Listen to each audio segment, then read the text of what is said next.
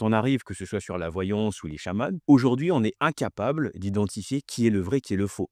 Hein, on va sur les réseaux sociaux, il y a beaucoup de voyants qui s'inventent voyants, du jour au lendemain pour arnaquer les gens. C'est quelque Mmh. chose qui existe et les personnes qui suivent, qui finalement parce que généralement, ce sont des personnes faibles qui ont peut-être vécu des expériences, qui ont besoin d'être accompagnées par de vraies personnes, peuvent facilement tomber en face d'une personne qui va lui servir un discours un peu, généraliste Généraliste, en il y disant: a des dérives, des mentalistes. «J'ai des dents, je suis ceci» et on en connaît, hein, les que ce soit sur TikTok, moi-même j'en ai suivi, notamment, sur une situation où on avait quelqu'un qui disait être donc moi j'ai regardé notamment sur TikTok une personne qui, se vantait d'être, donc voyant en donnant des informations générales. Il y avait une jeune fille qui était, décédée au Canada, qui s'était retrouvée je crois, enfin, dans l'eau, noyée. Bon, on ne sait pas si elle avait été, tuée par une personne et donc on a quelqu'un avec, des milliers de personnes qui sont en train de regarder, qui est en train de dire: «Écoutez, elle est dans un rayon de 100 kilomètres».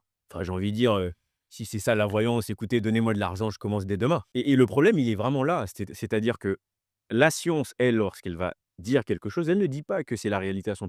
C'est pour ça que notamment, Hegel explique que la vérité, ce n'est que la confrontation de ce qui était la vérité ancienne à la vérité nouvelle. La science vit des expériences. Or, les enfin, enfin, les autres choses, les